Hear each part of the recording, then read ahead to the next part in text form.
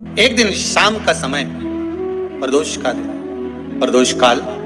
भगवान देवाधिदेव महादेव माँ जगतजननी पार्वती जी के साथ में भ्रमण करते। देखिए, अगर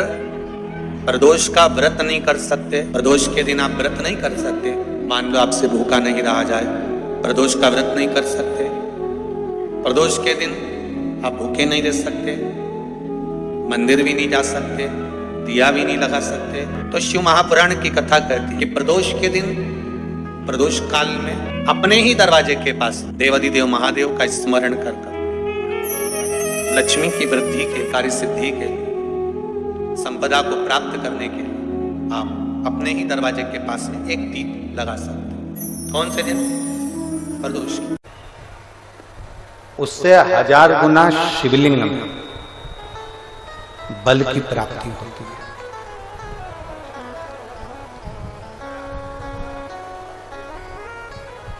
प्रदोष के दिन यदि आपको कहीं से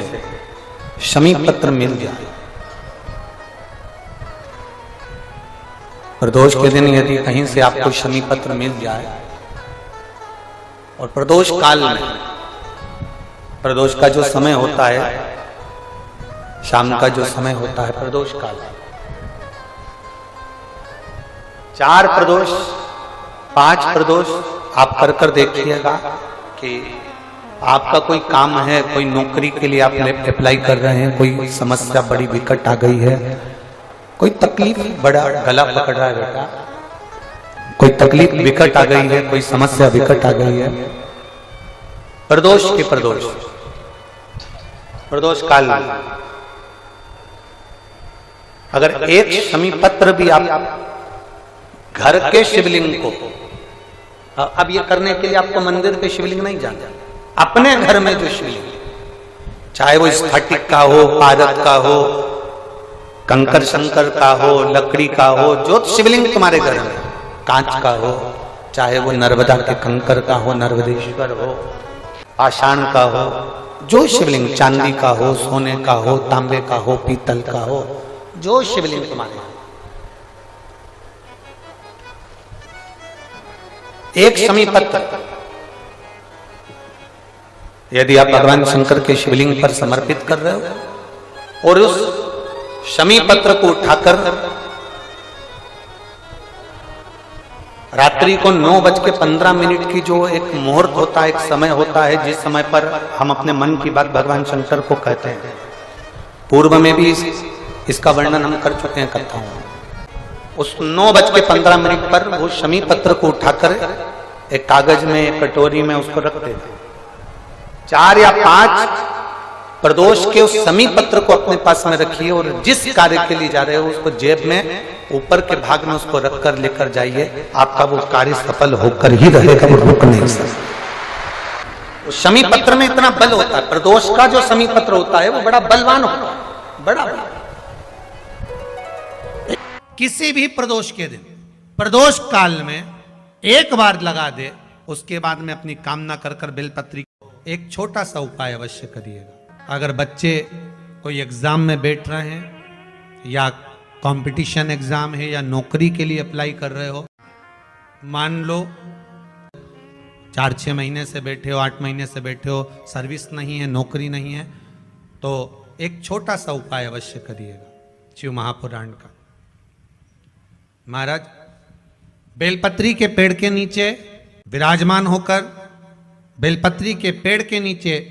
जिसको नौकरी के लिए या एग्जाम में बैठ रहा है वो जल चढ़ाए, बेलपत्री के पेड़ के नीचे थोड़ा सा दूध चढ़ाए, फिर जल चढ़ाए और अपने राइट भाग में घी का दिया और अपने लेफ्ट भाग में तेल का दिया। किसी भी प्रदोष के दिन, प्रदोष काल में एक बार लगा दे, उसके बाद में अपनी कामना कर बेलपत्री के पेड़ के नीचे धोख लगाकर प्रणाम कर आ जाए और चले जाए इंटरव्यू के लिए, बाबा उत्तीर्ण करा ही देगा, नौकरी दिलाई। जिस दिन रविवार की प्रदोष पड़े उस दिन एक लाल वस्त्र में पीली सरसों रखकर और उसके अंतर्गत कुछ भी, एक या तो बमूल का कांटा ना मिले तो गुलाब का कांटा ही उसके अंतर्गत रख लीजिए। और मान लो कोई काम ऐसा है कि उसमें पैसा तुम्हारा आ ही नहीं रहा, बहुत घाटे पर घाटा जा रहा है, नुकसान बहुत हो रहा है और कोई काम हो ही नहीं रहा, तो महाराज जिस दिन रविवार की प्रदोष पड़े उस दिन एक लाल वस्त्र में पीली सरसों रखकर और उसके अंतर्गत कुछ भी एक, या तो बमूल का कांटा ना मिले तो गुलाब का कांटा ही उसके अंतर्गत रख लीजिए और उसको शिव मंदिर का स्मरण कराकर शंकर भगवान का नाम लेकर रू भैरव, कौन सा भैरव है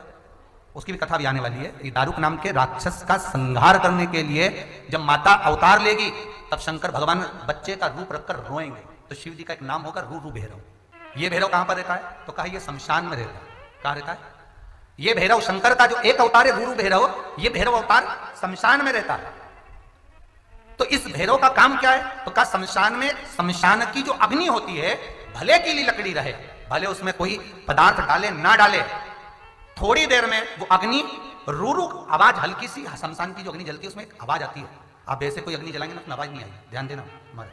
शमशान में अगर जो लोग गए होंगे मुर्दा जलाने के लिए तो अगर वो एकांत में बैठेंगे तो उसमें से एक आवाज आती है रू रू रू। तो शिव पुराण कह रही है कि उस सरसों को, कांटे को रू भैरव का नाम लेकर जिस व्यापार जो नहीं चल रहा है, दुकान जो नहीं चल रही है, उस दुकान के सामने, उस व्यापार के सम्मुख में उसको जला दिया जाता है। ये करा जाता है रवि प्रदोष के लिए। महाराज कौन से प्रदोष? रवि प्रदोष के, जो सुख का भान कराती है, व्यापार की उन्नति के लिए, समृद्धि के लिए, लक्ष्मी के लिए इसका प्रयोग किया जाता है। तो यहां पर दारुक नाम का जो असुर है, दारुक नाम का जो राक्षस है, उसका एक ही कहना है कि मैं मरूं, मना नहीं है ब्रह्मदेव पर, वो मरने का। नंदी का एक पांव जो ऊपर होता है, आप लोग दर्शन करे होंगे शंकर जी के मंदिर में नंदी के, तो नंदी का एक पांव उठा हुआ होता है, एक पांव नीचा की ओर होता है। हड्डी से जुड़ा हुआ रोग, नेत्रों से जुड़ा हुआ, मस्तिष्क से जुड़ा हुआ कोई रोग रहता है तो एक नीले कलर का फूल आता है महाराज, उस फूल में हल्दी डालकर गुरुवार का प्रदोष पड़ने पर जो नंदी के पांव के पास समर्पित कर देता है महाराज, उसका रोग धीरे धीरे समाप्त होने लगता है। लिंग पुराण कहती है कि नंदीश्वर भगवान के सामने जो पुष्प समर्पित करा जाता है उसको, ये तो लिखा था स्कंद पुराण और शिव पुराण। लिंग पुराण कहती है जो फूल आपने समर्पित करा उसको लाकर पानी की बाल्टी में डालकर आप स्नान भी कर सकते हो, उससे भी हड्डी के जितने रोग होते हैं उसमें आराम लगने लगता है। जैसे कहीं शरीर नहीं चल रहा, हाथ झुन्न पड़ रहा है, हाथ काम नहीं कर रहा, हाथ में झुंझुनी आ रही है, कंपन आ रहा है, जैसे मान लो कोई, चाहे वो शनिचरी प्रदोष हो, चाहे रविवार की हो, सोमवार की हो, मंगल की हो, बुधवार की हो, गुरुवार की हो, शुक्रवार की हो, शनिवार की हो, कोई भी वार की हो, पर बैसाख महीने की प्रदोष, प्रदोष काल में शाम का समय सूर्य डूब रहा हो, बस डूबा ही हो, और उस समय पर सूर्य के डूबन के तुरंत बाद बाबा को धतूरे के साथ में बेलपत्री ना चढ़ाते हुए बेलपत्री के वृक्ष के 7 कांटे बाबा के शिवलिंग पर समर्पित करे जाते हैं महाराज, अपनी जिंदगी में अड़चनों को हटाने के लिए। फिर आप जिस व्यापार में उतरे, जिस व्यवसाय में उतरे, जिस नौकरी में उतरे, आप दिल से करें,